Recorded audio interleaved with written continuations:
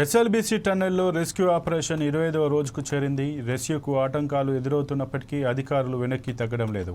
ప్రమాద స్థలిలో సహాయక చర్యలను ముమ్మరం చేశారు. టన్నెల్లో రోబోలతో తవ్వకాలు జరుపుతున్నారు.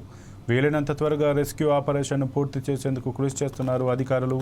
NDRF, SDRF, rescue teams, police విభాగం, ఫోరెన్సిక్స్, వైద్య బృందాలు తీవ్రంగా శ్రమిస్తున్నాయి.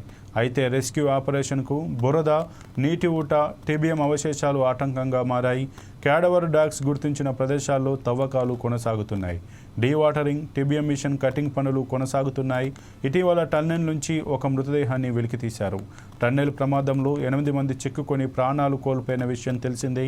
తమ వాళ్ళ ఆచూకీ ఇంకా లభించకపోవడంతో బాధిత కుటుంబాలు బిక్కుబిక్కుమంటూ కాలం వెళ్లదీస్తున్నారు.